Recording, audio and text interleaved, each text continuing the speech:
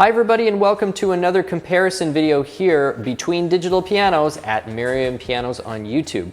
Today we are looking at Casio's PX70 versus the PX870. If either one of those has been on your list, you're checking these out, you're doing the research, and you're really wondering what are the salient differences between these two pianos and what should I really be caring about? Because who likes looking through endless spec sheets? Way more fun to talk about it. So that's exactly what we are going to do today. We're going to point out those critical differences between the 770 and the 870 and hopefully get to a point where you feel like you know which one's the better fit for you by the end of the video. So thank you so much for joining us today. If it's the first time to the channel, hit that subscribe button if you like what you see and you think you might enjoy seeing more. We'd love to see you back on the channel as a subscriber. So without further ado, let's get started with the PX770 and the PX870 right away.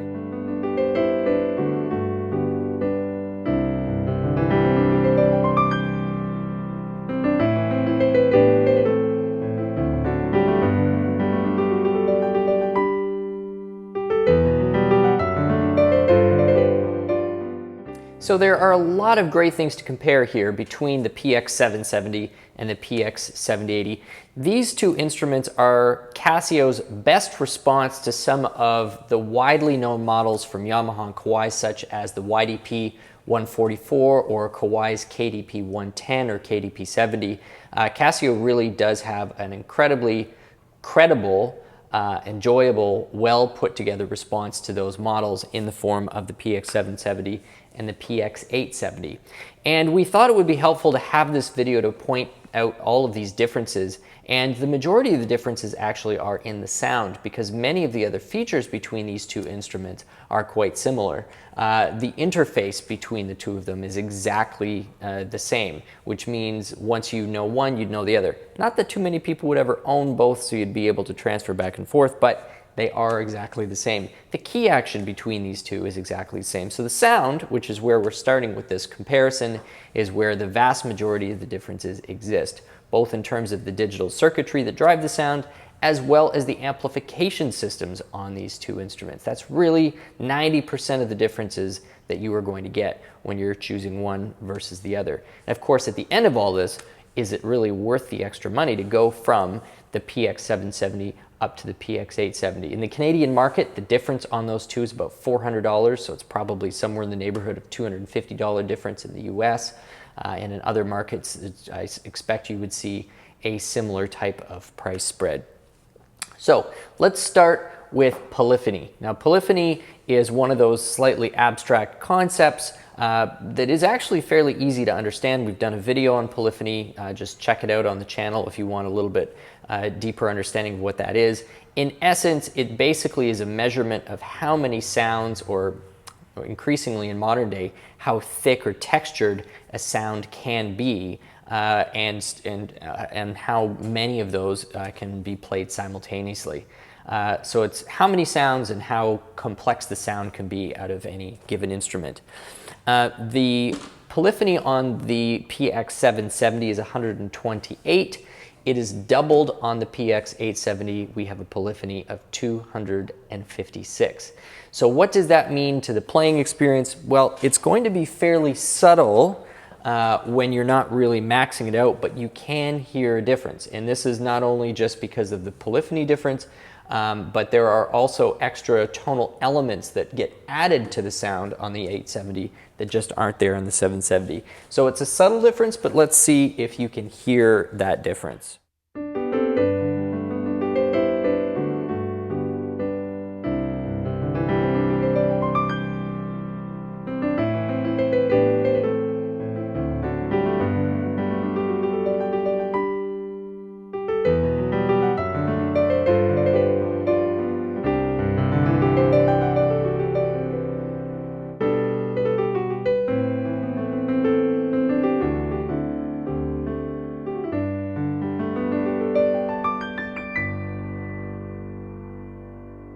So that was the 770. Here is the 870.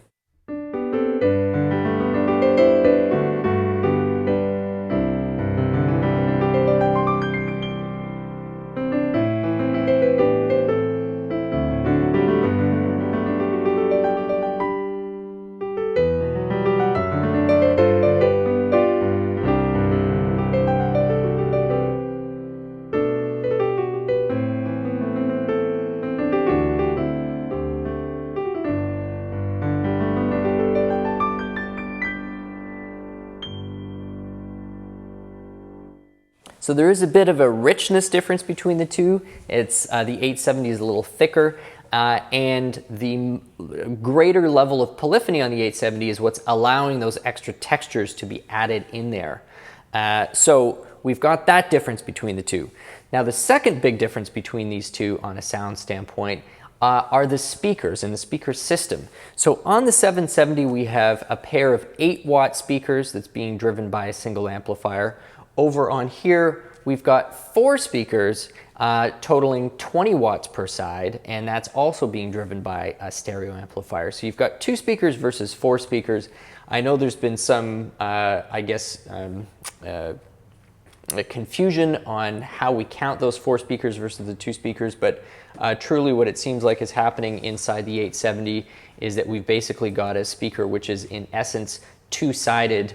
We've got a treble, 2 trebles that are facing up just north of the speaker box underneath, as well as a main speaker that faces down. So we do in fact have 4 speakers happening inside the PX870, where we just have 2 speakers inside the 770.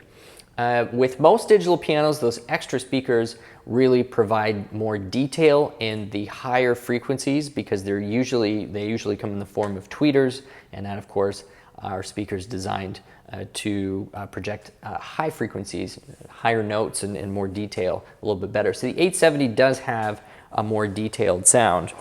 And so even though we don't have microphones set up here, I can certainly tell you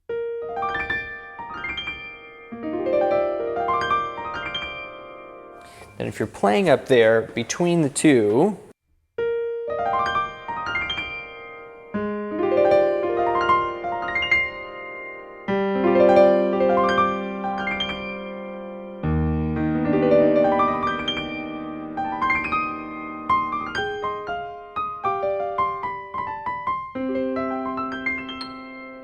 there's really quite a bit more detail that you are hearing out of the onboard speaker system of the 870 versus the 770. Now, both of these have exactly the same number of tones, and it's a pretty reasonable selection between the two. And so if you're already familiar with the tones on one, then it's going to be exactly the same as the other, as we just said. So if you want to select them, they've got a very handy kind of cheat sheet that's printed right behind the keys here, so you can see exactly what you're selecting. Even though I don't like the aesthetic of having that menu behind the key, it is actually very handy, because it prevents you from having to have menus where you're remembering what order the sounds are in, or you're trying to access it with shortcut keys, and it just means that you are less likely to have to consult a user manual, which anyone who's watched some of my other videos will know I hate any kind of user experience where it relies on you having to constantly consult a manual or remember a huge amount of shortcut keys. I just don't think that's good design. But anyway, function, grand piano mellow.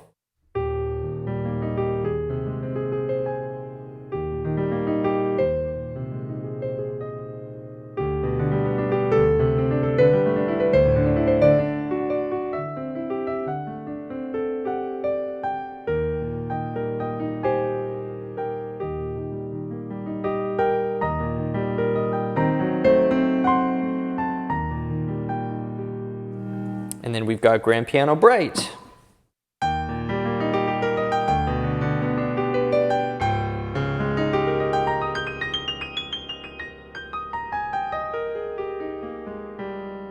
Which is quite bright. Into rock. Sorry, I believe that's modern, and then rock. Whoa, that's quite bright. And jazz.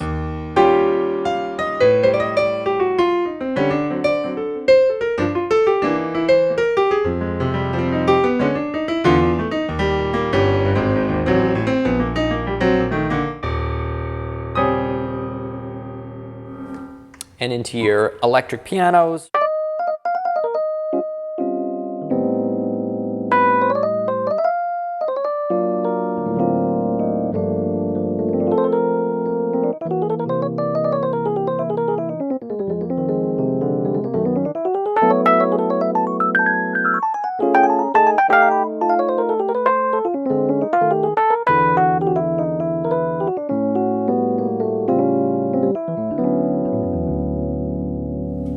course, the reason we're only doing it on this is these are identical on both sides here. The FM piano,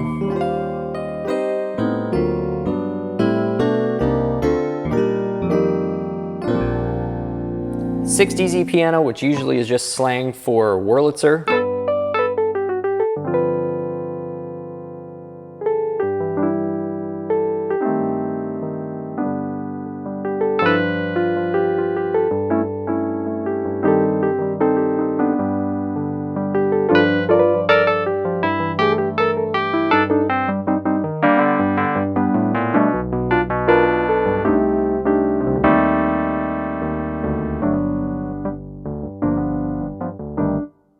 The harpsichord and the vibraphone are there.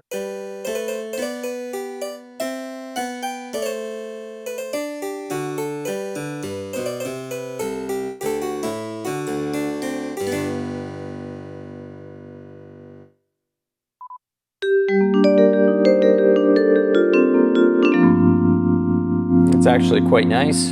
And your strings.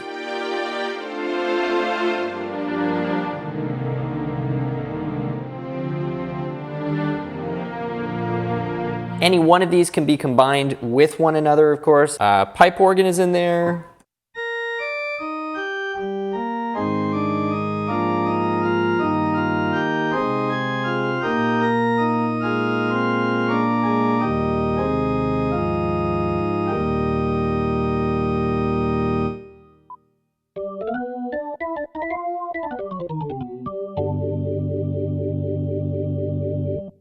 Jazz organ. Got some electric organ happening there, and then bass. So those are identical on both the 870 and the 770. And we'll get back to our concert grand piano.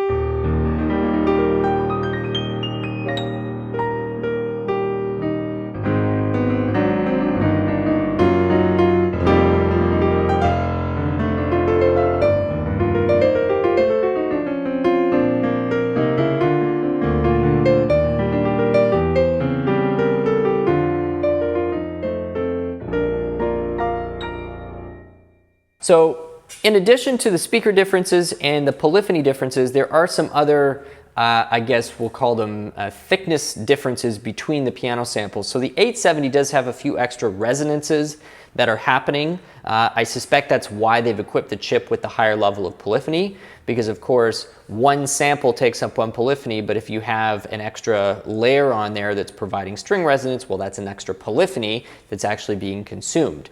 So 256 polyphony with 4 samples that are happening concurrently is exactly the same level of complexity or tech if it was 128 over here and 2 layers. So you still would be able to play exactly the same number of simultaneous notes. So worth noting that there is that nuance when understanding the polyphony difference.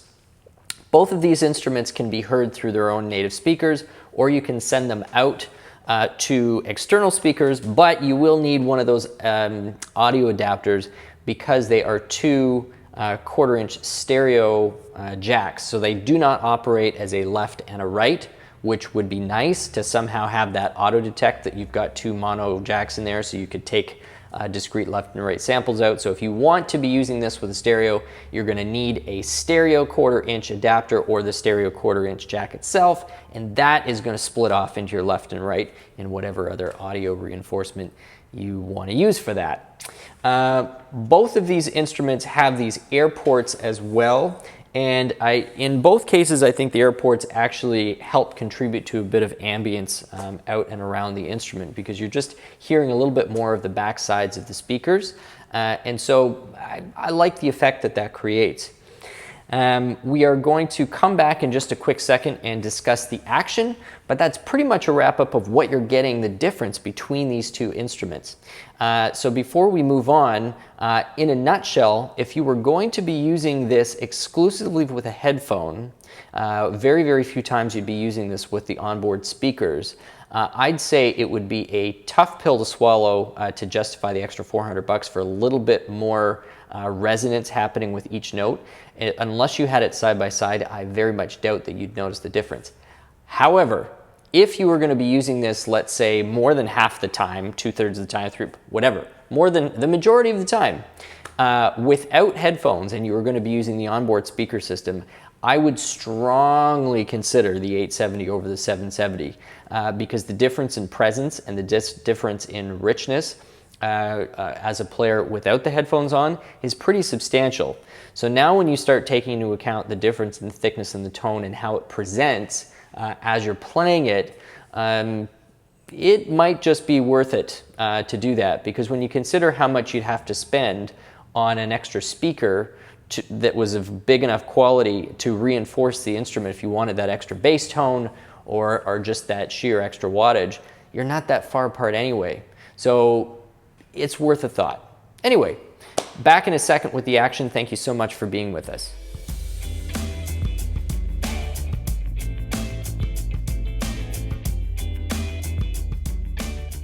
So the actions on the PX870 and 770 are also exactly the same according to Casio. Well, I shouldn't say that like there's some conspiracy. I mean, they feel the same, they look the same. Let's assume that they are the same. Now this is a tri-sensor action, so that means that there's a triple sensor in these actions. It makes it a little bit more accurate in terms of the MIDI information going out, avoids sort of some random double hits when you're playing a little faster or more percussively. Tri-sensor on its own doesn't necessarily mean that the instrument is going to be that much more sensitive. It just means that the information going from the key to the tone generator is more accurate and consistent. So the sensitivity level is really all in the algorithms that the tone generator uses to interpret that data. So it can still compress the data from the keys quite a bit, so you still get a very narrow dynamic range, but the triple sensor does ensure just a more accurate data feed from the keys to the tone generator.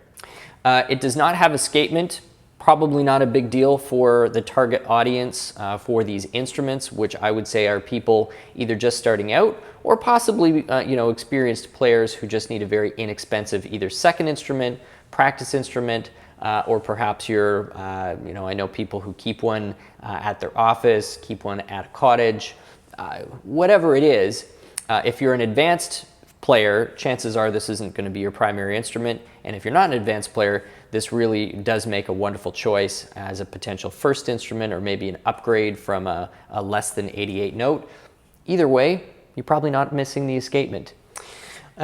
I'd say the biggest thing the two biggest things that are going to require people to get used to, or maybe you'll love it right off the bat, is the texture and the feel of the tops of the keys of these two instruments, as well as the impression that the key dip just does feel a little bit different. And it's a little hard for me to describe. All I can tell you is that there is a feeling, or there is a sense that the distance the keys traveling, and particularly the black keys, does feel slightly different than what I get on some of the other digital pianos. It's not necessarily a bad thing or a good thing. I just noticed that it's a difference. But at the same time, I also noticed that there's a difference on those when I'm playing Yamaha versus a Kawai, or a Kawai versus Roland. So all these manufacturers have slightly different geometries and engineering, objectives when they set up to do these actions. The texture is the thing that I think is going to throw the most people off when they first touch this instrument to play. It's a very exaggerated texture, and right out of the box, the texture is quite slippery. Now, you play it for a few hours, you get a little bit of hand oil on that texture, and that all goes away, and it starts to get the proper grip to the key. The black keys, the white keys, they all feel good, and your finger does get used to those exaggerated textures, but it is quite a bit different than what you see on other digital pianos. So just be aware of that. If you're comparing it in a showroom, you've got this sitting next to a Kawai, and you're like, wow, that texture feels a little bit slippery or a little bit funny. The slipperiness will go away really quickly, and then it's just up to you to decide whether you like that kind of that more exaggerated texture that Casio gives you on the key. This action also feels quite a bit less clicky, or quite a bit less mechanically than some of the other ones that I've played on some of the lower cost models. I was a big fan of the PX160 when it came out for what it offered for that price point, but admittedly, mechanically, it was a louder action. Granted, that's like half the price of the PX870. So on the 870, you're getting something with virtually no mechanical click to it whatsoever, which is really great.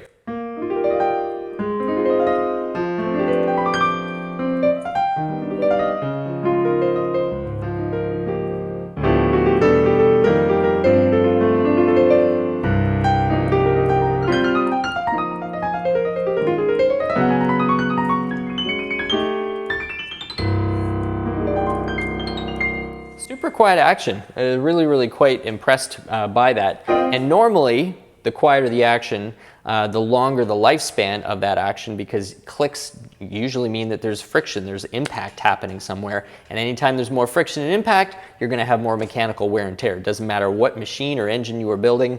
You know, I think that's probably a universal law of mechanics and engineering.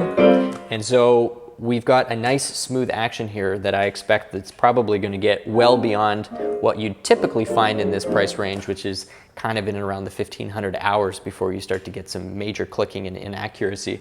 I wouldn't be surprised if this is going to start to push maybe something close to the 2000 hour mark. Time will tell, but I'm certainly encouraged by what I see there. All right, so we are going to take another quick break, throw some specs up about the action on the screen for you, and we'll be back for a quick final discussion about cabinetry and a few other features.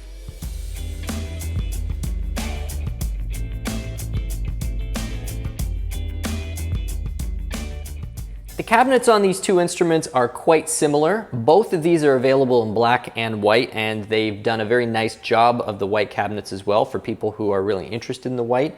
The black is done nicely as well. A few subtle differences. There is a textured wood grain on the PX870 music stand, whereas on the 770 it's just plastic. Otherwise, the quality of the cabinets between the two is identical. I have not seen or detected any difference in how the cabinets are put together, or the thickness of any of the material, or the quality of the material.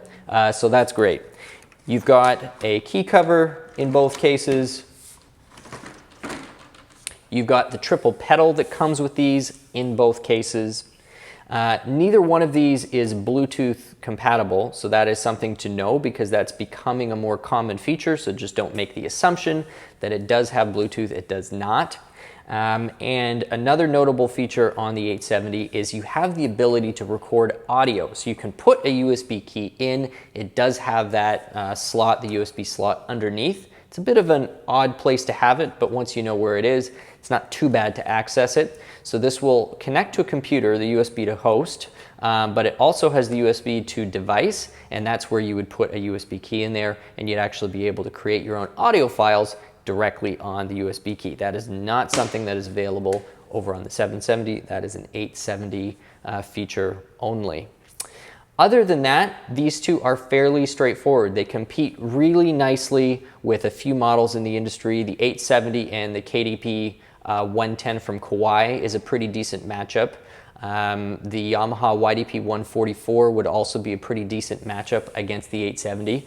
Over on the 770 side, you've got the Roland RP 102, the Kawai KDP 70, and I wouldn't say that there's a perfect matchup on the Yamaha side, but certainly those other two would be excellent matchups for the PX770. So to wrap this all up, we've got two instruments that I think both deliver an exceptionally good value for the price that they are asking. The action is well built and responsive. I think the piano tone is virtually at the same level of advancement as most of the other instruments from the big players that are in that space. So, you know, subjectively you may have a preference for one tone versus another tone, but in terms of how they've engineered the sound, it's hard to argue that the Casio is any less advanced than, say, what Yamaha is putting forward on their Area series or something like that. And so I'll come back to an earlier comment I made between these two. If this is something that you're going to be primarily using with your headphones and for personal use, I think the 770 is a really excellent choice. you may not be able to justify the difference in the cost between the two. However, if you are going to be using this in your home for any type of almost amateur performance, you're going to be playing for other people in the room, or just yourself, and the majority of the time you're going to be using the speakers versus the headphones, the difference in the sound as it presents to you as a player between these two is pretty substantial, and I would say that the upgrade is actually well worth the spend. To get the extra polyphony, the richness, and you've got a speaker system that's able to render those differences in a meaningful way.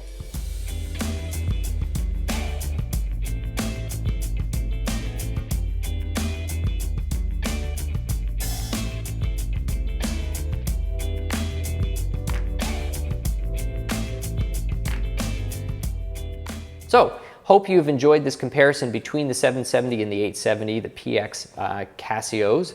And if you have not yet subscribed to the channel, I would really appreciate if you would. We love seeing our community grow. It's growing at an ever accelerating pace, which is so awesome. We had no idea that there'd be so many people out there interested in learning a little bit more about pianos, whether it's for a buying reason or whether it's just an industry that you are feeling more connected with or interested in learning more about. Either way, love seeing those subscriber counts go up, and certainly you might be our very next one. So click that button and hit the notification bell so you see when we come out with videos. We will be back for more very, very shortly. My name is Stu Harrison. This has been Merriam Pianos on YouTube. We'll see you again soon.